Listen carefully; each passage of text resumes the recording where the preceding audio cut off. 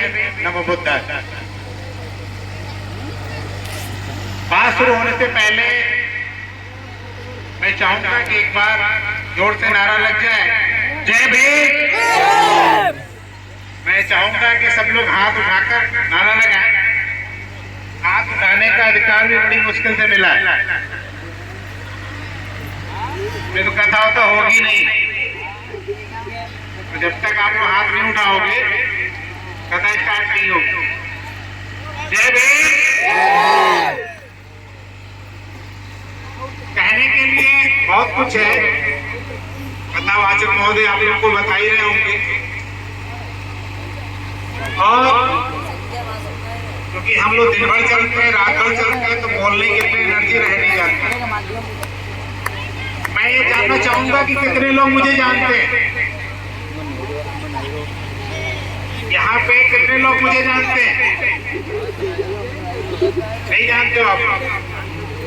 इसका मतलब आप लोग सोशल मीडिया से और सामाजिक कामों से बहुत दूर हैं। पता है आपको कि हमारी आबादी इस देश में कितनी है?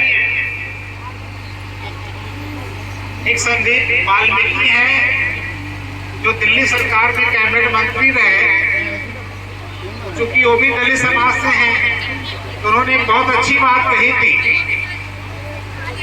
कि संघर्ष करना हो तो चमारों से सीखिए, जिनकी वजह से सारा दलित समाज आज सुरक्षित है। ये मैं नहीं कह रहा हूं, वाल्मीकि समाज के कैबिनेट मंत्री हैं संदीप वाल्मीकि। तो मेरा मानना है कि हमारी आबादी जानते हो आप कितनी है? मैं चमार हूं और मैं सारी दलित समाज के लिए, बहुजन समाज के लिए लड़ाई लड़ता हूं, लेकिन चूंकि चमार हूं इसलिए अपनी बात भी करना जरूरी है। सामने वाले को पता लगे कि कौन बोल रहा है, तो मुझे कहने में कोई परहेज नहीं है कि मैं चमार हूं, क्योंकि मैं उस बाप का पुत्र हूं जिसने अकेले दम पर पूरी मनवाद व्यवस्था को ध्वस्त कर दिया। मनवाद व्यवस्था को जानते हैं आप लोग? बताएगा कोई? मनवाद व्यवस्था क्या है या क्या थी? या बाबा साहब हैं तो बाबा साहब को हम क्यों मानते हैं, क्यों जानते हैं? क्या किया है बाबा साहब ने हमारे लिए? क्यों हमने उनको भगवान का दर्जा दे दिया, जबकि भगवान बाबा साहब को हमारी जात के भी नहीं है। हमारी जात के हैं, बाबा साहब तो महार हैं। क्या है? महार है, हम चमार हैं। तो कोई तो वजह होगी कि हम बाबा साहब को मानने लगे। बताइए आप लोग, कोई तो वजह होगी। ऐसी क्या वजह है कि हम बाबा साहब के पीछे चल पड़े, जबकि पैसे से जो यहाँ का पासी समाज है वो बाबा साहब की जात से ताल्लुक रखता है। किससे? बाबा साहब की जात से। लेकिन आज आप उठाकर देख लीजिए तो दलितों में सबसे ज्यादा प्रतिमाएं लगाने वाला कौन है? चमार। सबसे ज्यादा जिसकी फोटो जहां मिलेगी किसके घर में? चमार के घर में।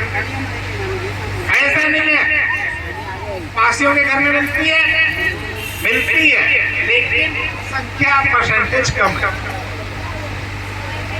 लेकिन कोई तो वजह होगी कि हम लोग बाबा साहब के पीछे चल पड़े, क्योंकि एक आरोप हम लोगों पे और लगता है कि चमारों ने सब खा लिया। ऐसा है? कितने लोग जानते हैं इस बात को? हमारे जो भाई हैं, पासी हैं, वाल्मीकि हैं, धानुक हैं, कोरी हैं, धोबी हैं, उनका कहना ये है कि उनका हक हमने खा लिया। उनको ये बात समझनी होगी कि बाबा साहब हमारी जाति के नहीं थे, लेकिन हमारे बाप मानवर कांसीराम साहब ने हमें बताया कि अंबेडकर साहब एक ऐसी विचारधारा के व्यक्ति हैं जिनके पीछे अगर आप चलोगे तो आपके उन्नत के रास्ते खुल जाएंगे। क्या हम आपको थोड़ा सा पीछे ले चलते हैं? आप जानते हो कि बाबा साहब ने इस देश का संविधान बनाया। कितने लोग जानते हैं? संविधान का मतलब जानते हैं आप लोग? जानते हैं? संविधान का मतलब होता है एक कानूनी दस्तावेज। क्या? कानूनी दस्तावेज, जिस कानून से यह देश चलता है। आज के 75 साल पहले यह देश बाबा साहब के कानून से नहीं चलता था, वो चलता था मनु के कानून से। थोड़ा सा ध्यान दीजिएगा आप लोग, किससे चलता था? मनु के कानून से। तो मनु का कानून हमारे ऊपर ये कहता था कि शूद्र का मतलब हुआ ब्राह्मण, वैश्य, क्षत्रिय को छोड़कर जितने भी लोग थे वो क्या थे? शूद्र थे। लेकिन हम शूद्र नहीं थे, अनटचेबल थे, यानी जिसको छुआ ना जाता। हमारी कैटेगरी उनसे भी अलग थी। किससे? शूद्रों से। तो हम आपको बता दें, क्योंकि उस पे जाएंगे तो बड़ा अंदर जाना पड़ेगा और टाइम बहुत खर्च होगा, तो आप लोग कथा नहीं सुन पाओगे। हमारे ऊपर आज के 75 साल पहले ये नियम था जो मनु ने बनाया। मनु, इसीलिए हम लोग कहते हैं मनुवादी। मनुवादी कौन है? ब्राह्मण, क्षत्रिय, वैश्य। उन्होंने हमेशा हमारे ऊपर शोषण किया, शासन किया, हमको जैसे चाहा वैसे दबा के रखा। हमारे ऊपर उन्होंने 5000 साल तक शासन किया। कितने साल? 5000 साल। यानी अभी इसमें मुझे लग रहा है जितने लोग बैठे हैं कोई भी ऐसा व्यक्ति नहीं होगा तो 100 साल का है कोई। लेकिन आप सोचो कि 5000 साल हम लोगों ने शोषण झेला है, यानी हमारे बुजुर्गों ने, पुरखों ने। तो मनु का जो संविधान, विधान जो हमारे ऊपर लागू था, वो ये कहता है कि जो महिलाएं हैं उनको ब्लाउज पहनने का अधिकार नहीं है। ठीक है? आपको साड़ी पहनने का अधिकार नहीं है। हमारी बहनों, इसको सुनो, दांत निकालने से कोई फायदा नहीं होगा। मैं यहाँ कोई भाषण देने नहीं आया हूँ, इसको ध्यान से सुनो। ठीक है? मैं कोई मनोरंजन करने नहीं आया हूँ आप लोगों का। मैं आप लोगों को बताने आया हूँ कि आपके पुरखों ने कैसी जिंदगी जी है। हम कोई मनोरंजन के साधन नहीं है। हमारे बहन बेटियों को ब्लाउज पहनने का अधिकार नहीं था। कब? आज के 75 साल पहले, जब इस देश में विधान लागू था, यानी मनु का कानून इस देश पर लागू था। हमारे लोगों को शिक्षा पाने का अधिकार नहीं था। अगर महिला को ब्लाउज पहनना है तो उसको टैक्स देना पड़ता था। क्या? टैक्स। और वो भी महिला का जितना शरीर वजन होगा ऊपर का, उसको उतना ही टैक्स देना पड़ता। कितनी नीचता की हद उस कानून में हमारे लिए थी, ये आप बहुत अच्छे से समझ लें। उस कानून में ये नियम था कि अगर किसी व्यक्ति की शादी होती है तो उसको जो दुल्हन होगी, शुद्धिकरण के नाम पर उसको 3 दिन अपने से ऊंचे जात के लोगों के यहाँ क्या देना होगा? 3 दिन उसके यहाँ रहना होगा। ठीक है? ये इसी देश में कानून था। अगर आपका बड़ा बच्चा पैदा होता तो उसको नदी दान आपको करना पड़ता। ये 75 साल पहले इस देश में कानून हमारे ऊपर ही लागू था। ठीक है? यानी नदी दान का मतलब है कि अगर आपका बच्चा बड़ा पैदा हो रहा है और उसे अगर आप नदी में दान करेंगे तो मरेगा नहीं मरेगा? उसके पीछे लॉजिक ये था कि जो बड़ा बच्चा पैदा होता है वो हमेशा हष्ट-पुष्ट, बुद्धि से तेज, शरीर से बलवान होता है। तो वो ये चाहते थे कि इनका बड़ा बच्चा अगर होगा तो उसको क्या कहते हैं, नदी दान करा दूं, जिससे अगर वो बुद्धि से तेज होगा तो हमसे तर्क से लड़ेगा, अगर शरीर से वरिष्ठ होगा तो हमसे लड़ाई करेगा। इसलिए वो क्या करते थे कि हमारे बड़े बेटे को क्या करते थे, नदी दान कराते। दूसरे में आ जाइए कि अगर हमारे घर में लड़की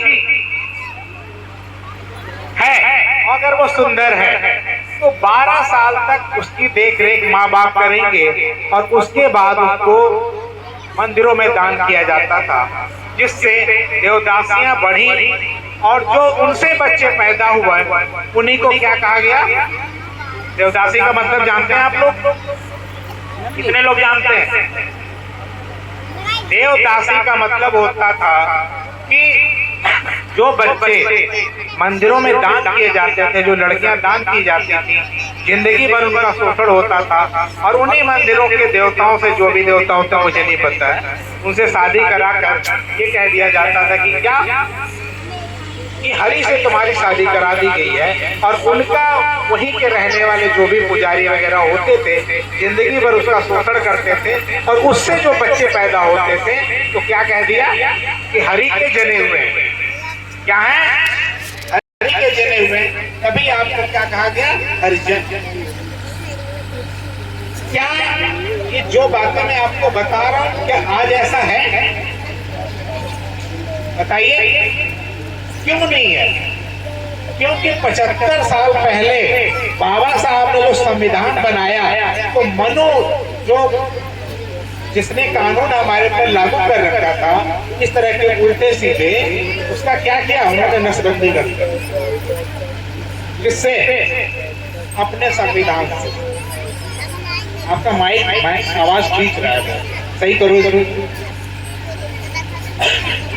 जो संविधान बाबा साहब ने बनाया, जिस संविधान से देश चल रहा है, क्या उसमें आपको पढ़ने का अधिकार नहीं है?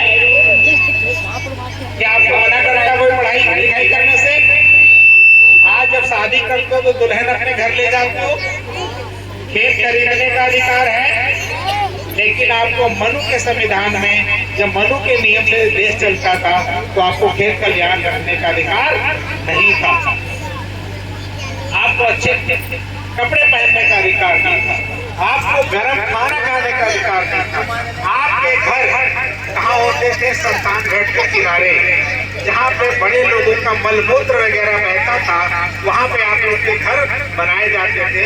और उसका आज भी एग्जाम्पल देखने को मिल जाता है कि आप कहीं भी जाइए तो पूछे कि दलित आबादी किधर रहते हैं, कहते हो दक्षिण रहते हैं। सुना नहीं? कहाँ रहते हैं आप लोग? मुझे लग रहा है कि गांव के दक्षिण ही रहते आज भी। ये हमारे ऊपर उसी समय से चला आ रहा है और इसको समझने की जरूरत है। खाली मनोरंजन से काम नहीं चलेगा। और आज देश फिर उसी दिशा में जा रहा है। 75 साल आप लोगों ने मलाई काट ली है। तो क्यों काट ली है? क्योंकि 52 साल का संविधान हमें बचा रहा है। और जो आज की व्यवस्था की सरकार है वो उस संविधान को हटाकर पुरानी व्यवस्था ही लागू करना चाहती है। वो क्या चाहती है? क्या पढ़े लिखे नहीं? आप खेत खलियान ना हो आपके पास, आप अच्छे कपड़े ना पहनते, आप लड़का जो चाहे वो हाथ पकड़ ले। आज पकड़ ले तो आप क्या करते हो? तुरंत जाके FIR लिखाते हो, चाहे वो कोई भी हो, आप उसे जेल भेजने पे मजबूर कर देते हो। किससे? ये पावर दी किसने आपको? क्या 75 साल पहले आपके पूर्वों को ये पावर दी? नहीं थी। इसलिए भ्रम में मत जियो, संविधान पढ़ो।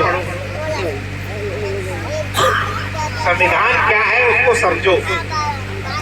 केवल कथा सुनने से काम नहीं चल जाएगा। कथा वाचक महोदय तो अपना काम कर ही रहे हैं,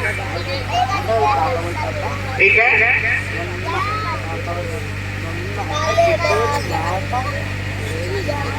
अरे बढ़ा के बोलेंगे और पीछे।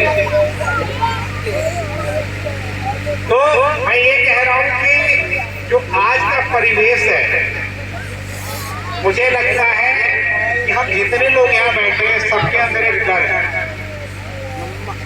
कि जो आज की सरकार है, जो उसको चलाने वाले लोग हैं, आज हम अपना हक मांगने से डर रहे हैं। अगर आपको कोई मार दे तो आप थाने जाने से डरते हो। ऐसा है या नहीं है? कितने लोग इस बात से सहमत हैं? आज आपको कोई मार पीट दे तो आप थाने जाने से डर रहे हो। क्यों? क्योंकि आपके दिमाग में एक बात बैठी हुई है कि सरकार विरोधी दल की है। है ऐसा कि नहीं? कितने लोग मान रहे इस बात को? हाथ उठाओ भाई। मैं तो रोज देख रहा हूँ, रोज पेपर देखता हूँ कि रोज पिटाई हो रही है। अभी ईसानगर में एक मौर्य जी को गला घोट के मार दिया 4 पंडित जी लोगों ने, ठीक है। जेरीगंज में अभी मामला हुआ, ठीक, आए दिन घटना हो रही है। तो दलितों के अंदर एक डर बना हुआ है, या कहें तो बहुजन समाज के अंदर भी एक डर बना हुआ है कि हम अपने हक अभी नहीं मांग पा रहे। तो मैं आपको एक चीज बता दूं कि दलित पैंथर 1972 में बना था, और हमारे बसपा के भाई बोलते हैं कि इन्होंने दलित पैंथर बना लिया है। तो मैं आप लोगों को बता दूं, जब इस देश में कोई संगठन नहीं था, बाबा साहब के जाने के बाद 29 मई 1972 को यह संगठन बना, और इस संगठन ने उस वक्त की मनवादी सरकार थी कांग्रेस, उसको घुटने पे लाने का काम किया। इसका आप इतिहास पढ़ें तो अच्छे अच्छों का छक्का इसने छुड़ाया है, और जब जब जरूरत पड़ी है तो पैंथर के लोगों ने बढ़ चढ़कर हिस्सा लिया है। जो उस वक्त पैंथर के लोग थे, आज लगभग 90 साल 100 साल के लगभग हो चुके हैं। कुछ लोग जीवित हैं, कुछ लोग इस दुनिया से विदा ले चुके हैं, लेकिन आज के 55 साल पहले जो संगठन बना आज भी हावी है। और आप देख लीजिए जिले के अंदर पैंथर ने जो भी कदम उठाया, समाज को देखते हुए उठाया, और अपने समाज को सुरक्षित करते हुए लड़ाई लड़ी। और आपको बता दें, बहुत ज्यादा लंबी बात नहीं करूंगा, मैं आपको बता दूं कि आपकी सारी समस्याओं का हल एक है कि आप बहुजन की सरकार बनाइए। किसकी? बहुजन की। क्योंकि मेरा मानना है कि बहन जी के अलावा बहुजन मूवमेंट को कोई आगे नहीं ले जा सकता। लेकिन उसमें भी एक समस्या आ गई। समस्या ये आ गई है कि जब माननीय कांशीराम साहब थे, तब की बहुजन समाज पार्टी अलग थी और आज भी अलग हो गई। तब कांशीराम साहब पार्टी की देख रेख किया करते थे और बहन जी अपना काम किया करते थे। लेकिन अब क्या है कि माननीय साहब के जाने के बाद हमारे समाज में ही दल्ले पैदा हो गए। कौन हो गया है? दल्ले। और वो किसी और समाज के नहीं है, वो हमारे ही समाज के हैं। पूछिए क्यों? सुनिएगा, बस 5 मिनट का समय लूंगा। आज 15 साल से आप शासन से बाहर हो। बहुजन का मतलब है कि बहुत जन, यानी 85-15। हमारी लड़ाई किसके खिलाफ थी? 85-15, यानी ब्राह्मण वैश्य क्षत्रिय को छोड़कर सारे हमारे क्या थे? अरे बोलिए भाई, सारे लोग बहुजन समाज से, यानी जो भी पीड़ित थे वो क्या है? बहुजन। आज उन्हीं में से हमारे ही लोग, आप देखिए अब इलेक्शन आ गया है जिला पंचायत का, यानी ये इलेक्शन जो 40 साल से पार्टी का काम कर रहे हैं लोग, उसको भी टिकट को नहीं छोड़ रहे, उसको भी बेचना शुरू कर दिया। हमने एक बात उठाई है कि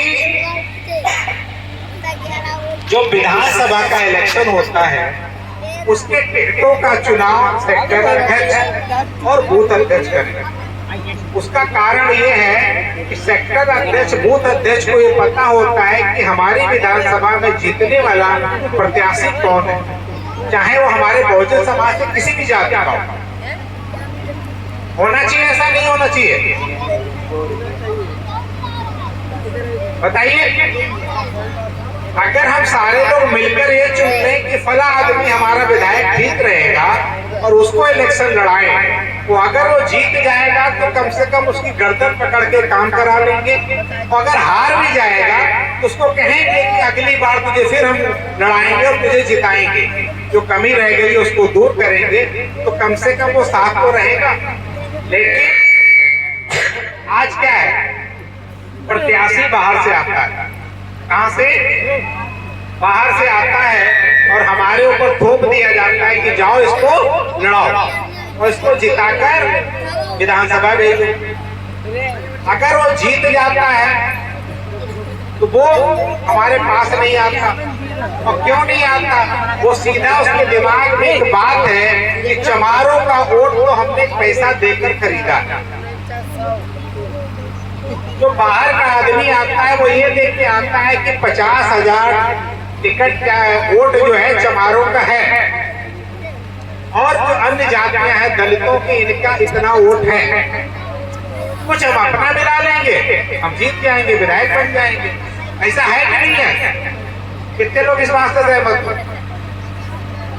अरे उठाओ भाई, यहाँ कोई आपका कुछ नहीं बिगाड़ ले, किसी की औकात नहीं है इस जिले के अंदर।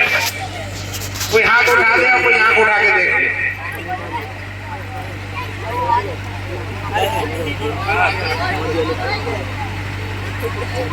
ऐसा आपको बता दें कि अगर आप लोग प्रत्याशी चुनोगे तो आप बहुजन की सरकार बना पाओगे।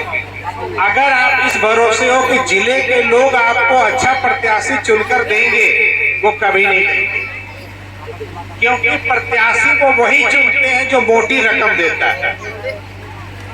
और जो 40 साल से पार्टी में काम कर रहा है तो उसने पैसा जो कमाने का समय था उसने तो दे दिया पार्टी को। बताइए, तो जब 40 साल उसने दे दिया पार्टी को तो पैसा तो उसने कमाया नहीं। और जब टिकट देने की बारी आती है तो आप कहते हो पैसा दो। तो जो पार्टी के कार्यकर्ता है वो पैसा दे नहीं पाते, इसलिए उस बहाने को दिखाते हुए ये लोग पैसे वाले व्यक्ति को क्या करते हैं, टिकट देते हैं। बहन जी मांगती है 1 लाख रुपया पार्टी फंड में, लेकिन वो यहाँ पर आकर हो जाता है 1 करोड़, यानी वो 99 लाख रुपया कहाँ जाता है, दल्लों की जेब में। और ये दल्ले बहुत खुले शब्दों में, जिसको जहां शिकायत करनी जाके मेरी कर दे, मेरी सेहत में फर्क नहीं पड़ता, जितनी हमारी शिकायत है उतनी मोटा होता जा रहा है। ठीक है, मेरा वजन 60 किलो था, आराम से 70 किलो है। जितनी गालियां देते उतने वजन बढ़ रहा है। तो उन दल्लों के विरुद्ध हमने उन्हें छेड़ रखा है और हमको सरकार बहुजन समाज की चाहिए। उसके लिए हमको अपने ही समाज के दल्लों से लड़ना पड़ेगा। कितने लोग इस बात से सहमत हैं? क्या आप लोग अपने समाज के दल्लों से लड़ पाओगे? अगर आप लोग वास्तव में कांशीराम साहब के विचारधारा को समझते हैं, मानते हैं तो, क्योंकि हमारी सरकार बनने में बाधा कोई और नहीं है, हमारे ही समाज के दल्ले। आपको बता दें, विरोधी पार्टियां जब ये देखती हैं कि बहुजन समाज पार्टी का प्रत्याशी अच्छा है, तो अगर वो 1 करोड़ रुपया फंड में देकर आया है तो वो लोग क्या करते हैं, तो ऐसा कर पार्टी के लोगों को बुला के तो 5 करोड़ ले, उसका टिकट काट। आपने देखा होगा बहुजन समाज पार्टी का टिकट 1 नहीं 3-3, 4-4 कटते हैं। ऐसा क्यों करते हैं? सिर्फ नोट के लिए। उधर बहन जी को ये धोखा देते हैं और नीचे समाज को धोखा देते हैं। अब बीच में लंबी दलाली होती है। ठीक है, और जब तक आप लोग इस बात को नहीं समझोगे, सरकार का नहीं बनने वाली है। लेकिन अगर समझ गए तो सरकार 27 में बनेगी। क्या कहते हैं?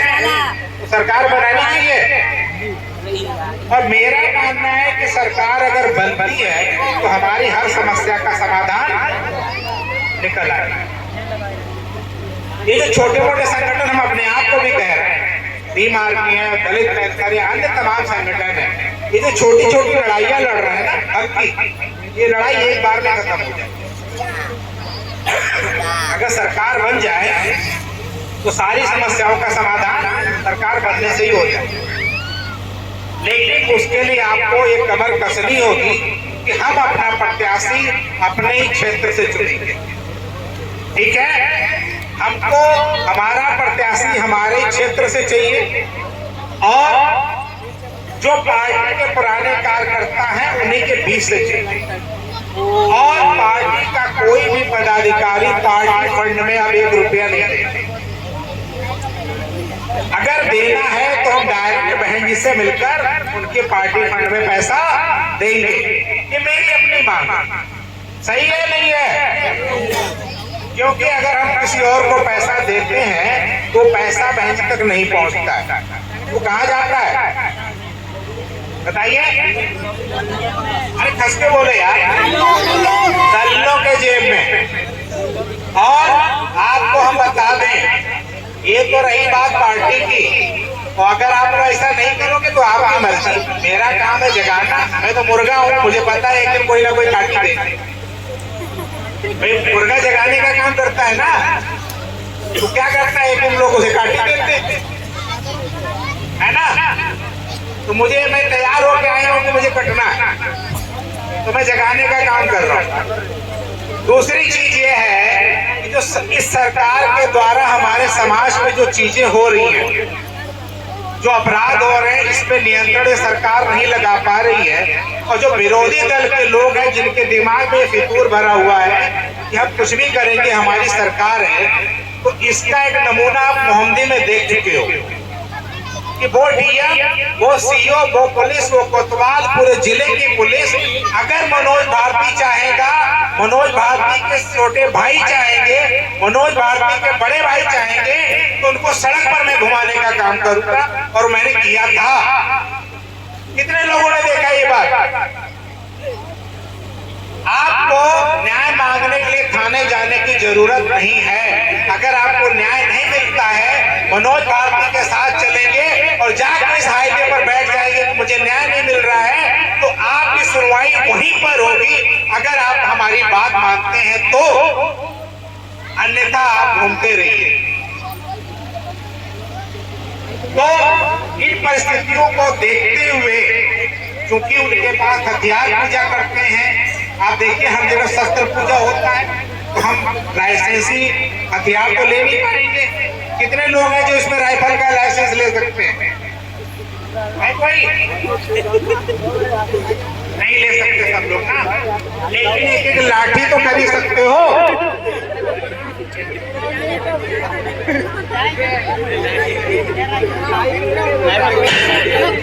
क्या कहते हैं? एक लाठी तो ले सकते हैं। हम लोगों ने इसकी शुरुआत ये की है कि अगर आप राइफल दिखाओगे तो हम क्या दिखाएंगे? लठ। तो मैं तो चलाने की परमिशन नहीं है, लेकिन लठ चलाने के लिए परमिशन लेने की जरूरत नहीं पड़ती है। और इसकी शुरुआत 30 अक्टूबर ज्ञानपुर अम्बेडकर पार्क लखीमपुर से इसकी शुरुआत की जा रही है। तो उसमें हजारों की संख्या में लोग अपने अपने घर से लठ लेकर पहुंच रहे हैं। मेरा मानना है कि मैं वही बौद्धिस्ट नहीं हूँ, क्योंकि मेरे सर्टिफिकेट में अभी हिंदू लिखा हुआ, और मैं समाज को गुमराह नहीं करना चाहता। मैं अभी रविदास जी को मानने वाला व्यक्ति हूँ, और रविदास जी को ही मानता हूँ। मैं मानता हूँ कि हमारे बाप वही है। तो 30 तारीख को लठ पूजा इसलिए कराई जा रही है कि अगर आप हमें न्याय नहीं दोगे, अगर आप हमारा विरोध करोगे, हमें परेशान करोगे, तो लठ पूजा का मतलब है कि हम लठ से भी आपका स्वागत करेंगे। कितने लोग इसके समर्थन में हैं? तो लठ पूजा होनी चाहिए। हमारी बहनें कुछ बताएंगी? अरे हाथ उठाओ, सही है गलत है? अरे उठाओ। अरे मैं भाई हूँ तुम लोग का, जरूरत पड़ेगी तो कभी याद करके देखना। 100 नंबर से फास्ट सर्विस है हमारी, ठीक है? तो मैं चाहूंगा, मुझे लग रहा है कि हमारे भाई लोग जो है बड़ा बेचैन हो रहे हैं कथा सुनने के लिए, है ना? तो बोलो जय भीम, हाथ उठा के, वरना बकवास करता रहूंगा, ठीक है? जय भीम। देखो अभी पीछे नहीं उठ रहे हैं। अरे मेरा नाम पैंथर है, तो पैंथर की नजर बड़ी तेज होती है, रात बड़ा दूर तक देखता, ठीक है? उठाओ आप, बोलो जय भीम, जय भीम। तो मैंने अगर ज्यादा बकवास की हो तो उसके लिए क्षमा चाहूंगा, लेकिन भैया मेरी स्टाइल ही है, ठीक है? मेरे भाई लोग बार बार कह रहे हैं कि जनता परेशान हो रही है, कथा सुनना है उसको। तो कथा सुनने से तो काम चलेगा ही, मनोरंजन का एक साधन है, लेकिन अपने अपने घर में एक लक्ष्य रखो। अगर अपने परिवार की सुरक्षा करनी है, अपने घर कल्याणों की सुरक्षा करनी है, अपने हक अधिकारों की सुरक्षा करनी है। मैं आपसे राइफल खरीदने के लिए नहीं कह रहा हूँ, एक लक्ष्य आराम से कहीं भी कन्या से काट के रख लो। और मैं कहता हूँ कि मैं लाइसेंस देता हूँ, उसके लिए लाइसेंस की जरूरत नहीं है। आप 1000 लक्ष्य लेकर पहुंच जाइए, घेर लीजिए। अगर कोई पूछता है तो कह दो कि हमारे भाई ने हमसे कहा। मैं देखो कौन पुलिस, कौन डीएम, कौन एसडीएम आपको रोकता है। अगर हमें अधिकार नहीं मिलेगा तो हम बात से भी बात करेंगे, जरूरत पड़ेगी तो लक्ष्य से भी बात करेंगे। सभी को मेरा जय भीम, नमो बुद्धाय।